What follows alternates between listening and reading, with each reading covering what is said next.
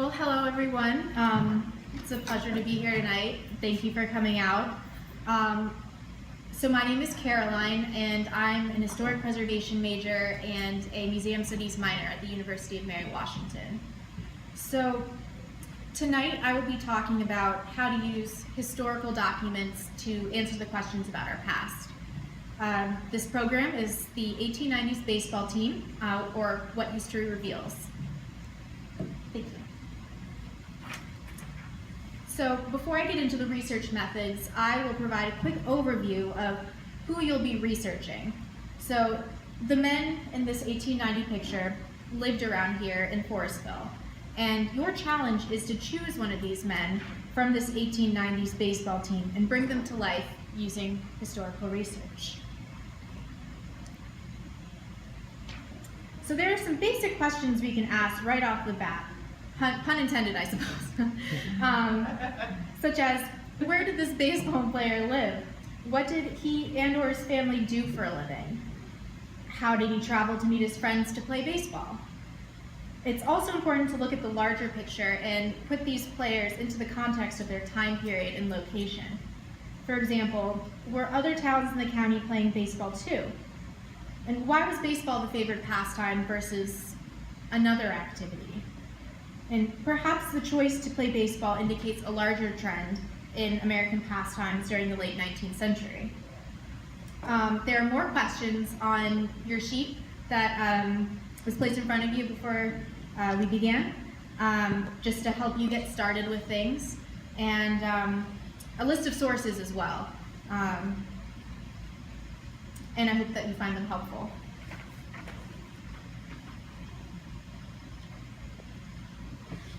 So to find the answers to our questions, we need to use primary and secondary sources. You are all probably very familiar with them, but for those of you who need a refresher, I'm going to go over them again.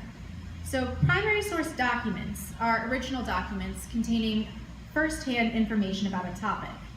Now, some examples of primary source documents are diaries, personal letters, photographs, birth certificates, censuses, oral histories, galore.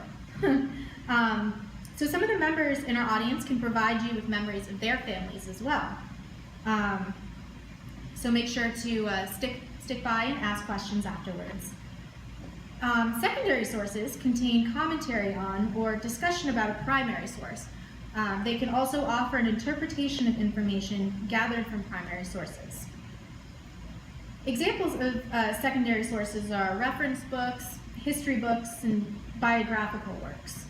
What I like to do when I'm starting to research a broad topic, such as baseball, I like to go to the reference books and the encyclopedias and look at the sources that they've listed. And I find that that's a helpful way to start off when you're looking for reliable sources to use. Alrighty. So let's practice drawing information from this picture and making inferences or conclusions. So what do you see in this picture?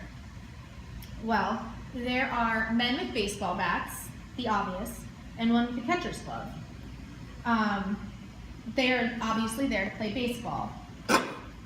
There are a variety of ages that we can see there, some young, some middle-aged.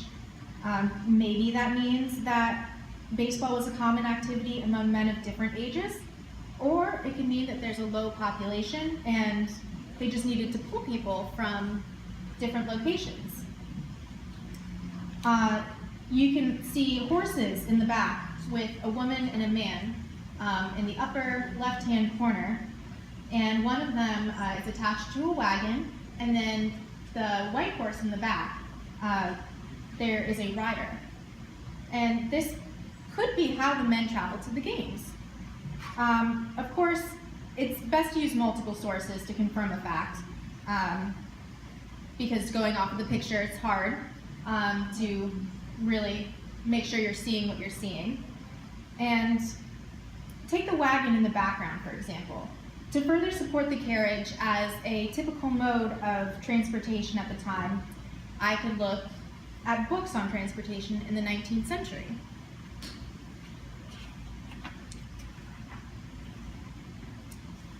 census records, specifically the federal census, which takes place every year, my mistake, every 10 years, quite the difference, to count and gather information about the population can be really helpful when you're researching genealogy and people in general. Censuses can provide you with information such as the individual's name, the other members of the household, their birth year, occupation, education, and just give you a general idea of where they lived. It's also a good idea to look at the people listed above and below the person that you're studying and just get a sense of how their neighbors lived. Were they, if your person is a farmer, were they farmers too? And that sort of can help you get a sense of the area itself. Granted, you'd want to look at a map and make sure, but I find that's a good starting place. So this is the 1900 census record for Drainsville, Fairfax County, Virginia, which is the division of the county that these players fell into for the census. This census sheet shows one of the baseball players, 34-year-old Thomas Dickey. I believe he's the fourth one down. He lives with his mother, who is denoted as the head. Everybody below the head will be in relation to the head themselves. So his mother is the head and he's the son. And he also works as a farm laborer. So this tells us something about Thomas in 1900 or in 1900, but what about 1890? Well, unfortunately, a lot of the 1890 census was destroyed in a fire in the 1920s, but you can still use the censuses from 10 years after, so the 1900 census and the 1800 census in conjunction, or 1880, census to compare. And there are also other sources that you can use to figure out where the player lives. You can use land plat maps, or just maps that have the names of people who own the property, to show you a general location of where your player lives. The 1878 Hopkins map is probably going to be helpful for you. You can find it on the Library of Congress's database, which I'll talk about a little bit later.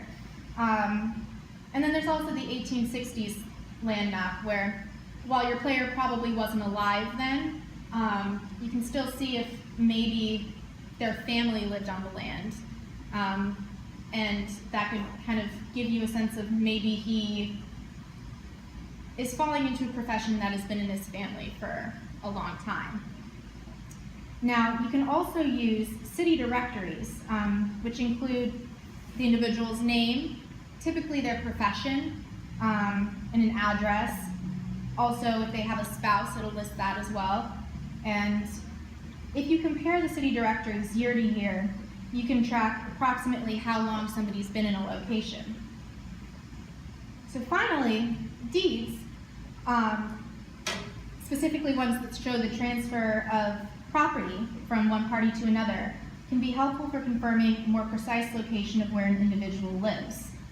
If you look at a deed, usually they have a pretty descriptive paragraph explaining the property and its extent, and because that's very important when you're conveying property to another party. So if you're looking to find a more detailed explanation of where they live, I would look to the deeds.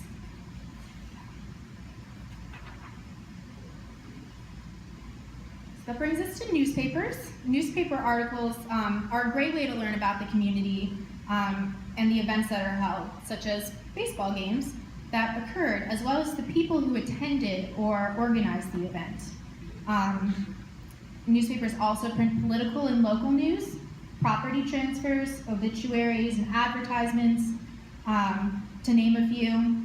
And from this, the people that you see from each article, if they show up multiple times in the community, you can sort of get a sense, or in community events rather, you can sort of get a sense of what's important to them.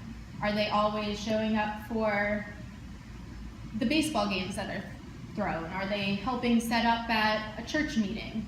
You can get a sense of what they liked and enjoyed. Now this specifically is an article written in 1935, so it's after your time period, but it discusses preparations for the annual Forestville Day at the Grange. Now, there's plans for a guest speaker, carnival features, and 2 baseball games. Besides the facts that you get from reading the article, we can also gather that, that because this was an annual event, this was an important part of community identity. So when you're building a full picture of the community itself, things that happen every year are important to the community.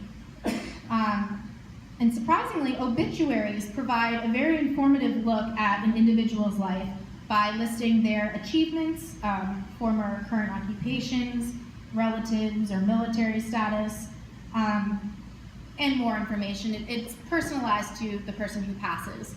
And it's a great overview of their achievements, and just you can go back and pick out smaller details from the obituary to research further. So definitely look up those.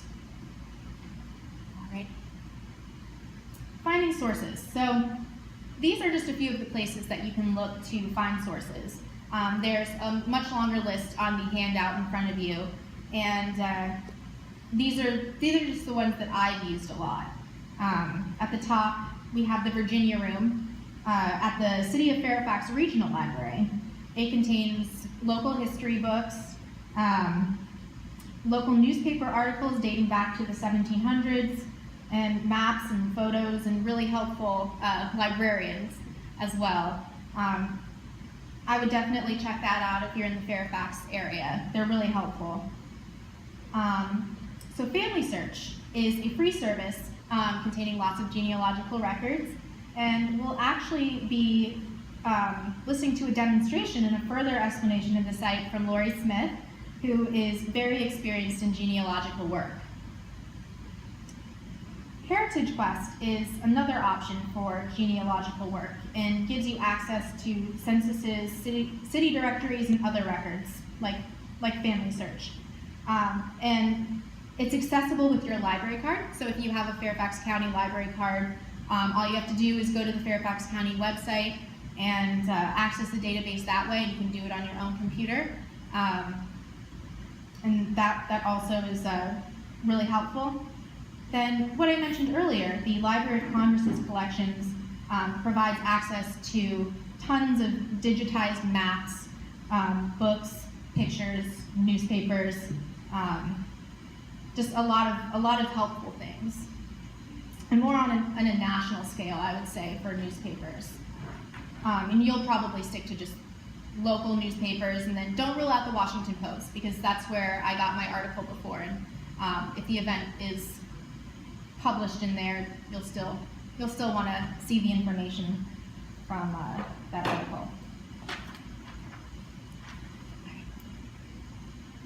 Citations.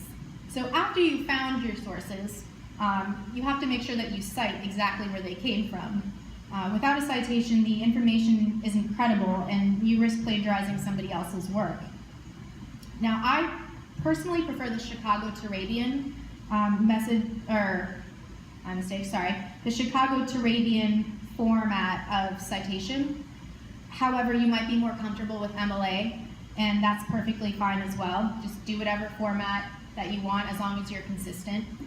And websites such as easybib.com or citationmachine.net are really useful for setting up your citations. Plug in just the information about your source and click a button, and it comes out for you, all nice and correct.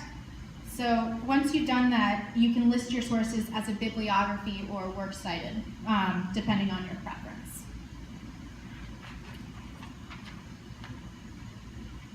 Finally, once you've completed the research, you are invited to share your findings with us in an engaging manner. This could be through a reenactment, a video, a a song, PowerPoint, or display, to name a few. These are only suggestions, so if you have another way that you'd like to present, that would be great as well. Now, the deadline for signing up for this challenge is Wednesday, January 18th, so a week from now. And you can access that link on our website under the Gallery tab. It's just a button, scroll down, it should be right there. And our deadline for the final submission is Monday, February 15th. Now, once the sign-up sheet is closed, those who have signed up will receive an Excel spreadsheet or just a list of the people on their team and their emails so that you can get in contact and start your research. So thank you for your time tonight, and if anybody has any questions, I'd love to answer them.